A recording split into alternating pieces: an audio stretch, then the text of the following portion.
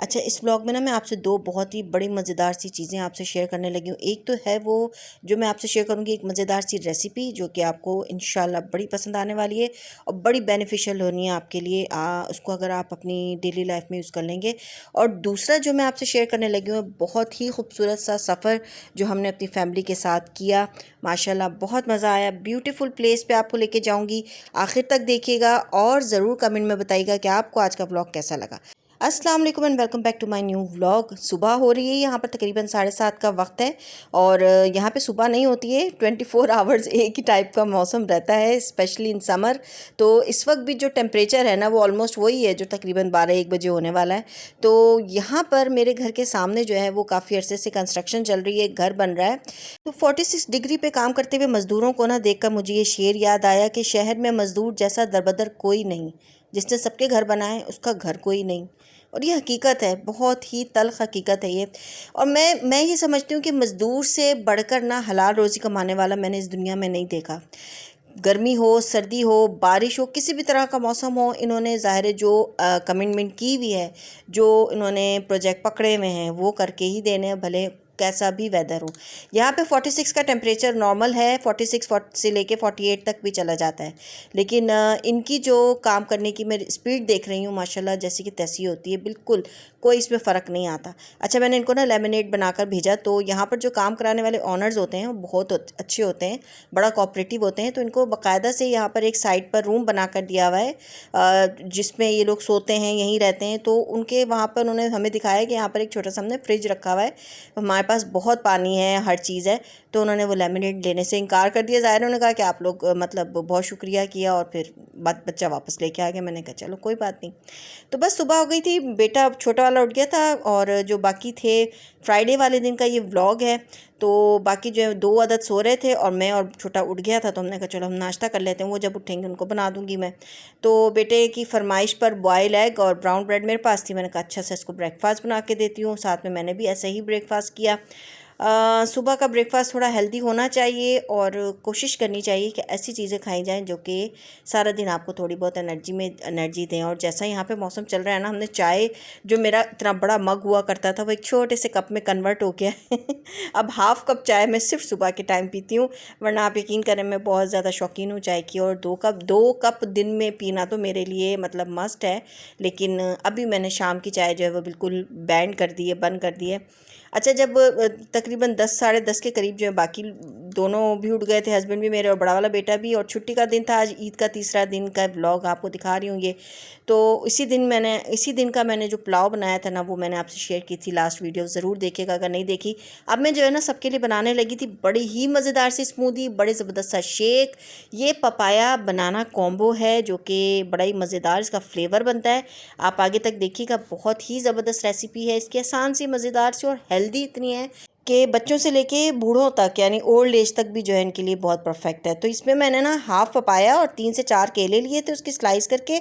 साथ में मैंने हैंडफुल जो है ये पम्पकिन सीड थे, 5 से 6 डेट्स थी, बादाम थे थोड़े से, और थोड़े से मेरे पास ये वॉलनट के पीस पड़े थे। मैंने कहा चलो वो भी डाल देते हैं। तो ये डालकर, और ये जो बनाना और पपाया है ना, इसको मैंने ऑलरेडी काट कर फ्रीज़र में रख दिया था फ्रीज़ होने के लिए। मैंने इनफैक्ट दूध भी जो है उसका डब्बा भी फ्रीज़र में रखा हुआ था, ताकि वो बहुत अच्छा सा जो है ना ये फ्रीज़ हो जाए और अच्छा सा बने और इसमें बर्फ़ डालने की एक्स्ट्रा ज़रूरत ना पड़े, क्योंकि इसमें मैंने ना पानी डाला है और ना चीनी डाली है।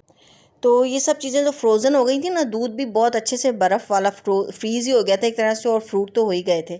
इन सबको ना मैंने लेकर जो है वो सब मिक्स करके, अच्छा इसमें आप चाहें ना, मैंने इसमें चीनी नहीं डाली, आप चाहें अगर ज़्यादा मीठा चाहिए आपको तो मैं तो कहती हूँ ना ही डालें तो बेहतर है। लेकिन अगर आप मीठा पीना है तो आप जो है वो थोड़ी सी चीनी ऐड कर लें। चीनी की जगह पे अगर आप हनी ऐड कर लेंगे तो वो भी एक ज़बरदस्त ऑप्शन है। लेकिन क्योंकि मैंने डेट्स डाली हैं तो मुझे तो फ़ील नहीं हुआ, लेकिन मैंने बाद में बच्चों ने जब मुझे बोला ना मम्मा थोड़ा सा तो चीनी वगैरह डालें, तो फिर मैंने थोड़ी सी इनको जो है ना अलग से चीनी के साथ दोबारा से ऐसे शेक करके दे दिया था।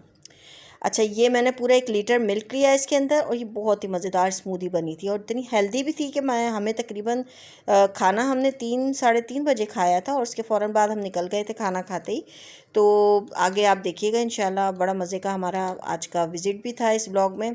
ये देखिए कितना क्रीमी और कितना थिक बना है। ये सिर्फ इसलिए बना है कि ये जो फ्रीज़र में मैंने रखा है ना, इनको फ्रीज़ किया है। आप ना फ्रूट को काट कर फ्रोज़न कर लें, फ्रीज़र में रख लिया करें, वो ज़बरदस्त शेक वगैरह बनते हैं। और इसके अंदर ड्राई फ्रूट डालें तो ये समझें कि इसकी एनर्जी डबल हो जाती है। और ख़ासतौर पे जो वर्कआउट करते हैं और जो बहुत ज़्यादा बच्चे घूमते फिरते हैं, चलते कूदते हैं, उनके लिए बेस्ट है।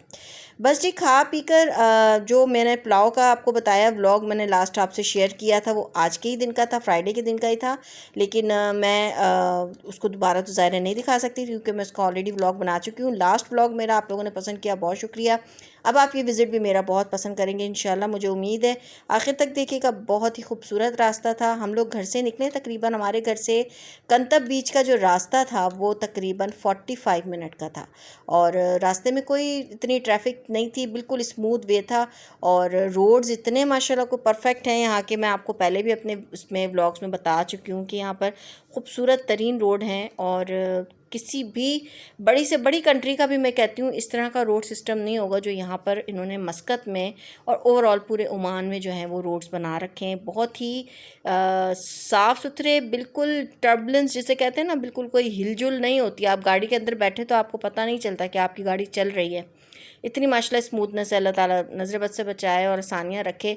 और क्योंकि यहाँ पे ट्रैफिक का एक प्रॉपर सिस्टम बनाया हुआ है, ठीक है, आप बग़ैर पर्टिकुलर उसके स्पीड के आप अपनी गाड़ी को कम ज़्यादा स्पीड पे नहीं कर सकते, क्योंकि हर ये इंटरनेशनल रूल है कि आपने एक ही स्पीड पे गाड़ी चलानी। तो बड़ी स्मूथ जो है वो ड्राइविंग रहती है और बहुत मज़ा आता है। इस तरह कि आप लॉन्ग ड्राइव पे निकल जाए ना, और मेरा तो सच में हमेशा से यही दिल चाहता है कि बस ये गाड़ी चलती रहे ऐसे ही और रुके ना, और इस तरह से हम रोड पर घूमते फिरते रहें। लेकिन ज़ाहिर है अब इतना तो पेट्रोल यहाँ पर भी पैसों का ही आता है। भले यहाँ पर पेट्रोल बहुत है, अल्लाह ने इनको बड़ा ऑयल और पेट्रोल दिया हुआ है, लेकिन फिर भी ये पैसों का देते हैं ना, ज़ाहिर है। और हम जैसे छोटे से कमाई करने वालों के लिए तो रोज़ के इतना पेट्रोल लगाना जो है वो एक काफ़ी मुश्किल काम होता है, बजट जो है वो आउट हो जाता है। तो ये साइडों की जो पहाड़ है इसके बीच में इन्होंने रोड्स निकाले में, और माशाल्लाह इन्होंने बड़ा ही ज़बरदस्त कंस्ट्रक्शन का काम किया। मैं तो सल्यूट करती हूँ उन आर्किटेक्ट्स को, उन इंजीनियर्स को जिन्होंने ये रोड्स निकाले और बड़ा अच्छा काम किया हुआ है। अच्छा, ये ना रास्ते में एक पॉइंट आया था, बड़ा ही खूबसूरत सा ये पॉइंट था। हम लोग यहाँ पर रुके थोड़ी देर के लिए, अभी आप आगे देखेंगे। ये शुरू हो गया है कंतब बीच, आप साइड पे मेरे इस तरफ देख सकते हैं, राइट साइड पर ये बीच है सारा। समंदर देखें आप, बिल्कुल मैच हुआ हुआ है आसमान के साथ, और बहुत ही खूबसूरत जगह। अभी आप वहाँ पहुँचेंगे, हम उस रास्ते तक पहुँच गए थे, लेकिन वहाँ तक पहुँचने के लिए भी हमें तकरीबन 15 मिनट लग गए थे। तो ये वो रास्ता जो है ना, रास्ते में तो बहुत मज़ा आया, अल्लाह का शुक्र है। अच्छा, यहाँ ये वाला पॉइंट है, यहाँ पे सारे विजिटर्स गोराज जो है वो यहाँ पे अपनी फैमिलीज़ के साथ जो है, हालांकि इतनी शदीद गर्मी में मैं हैरान हो रही थी।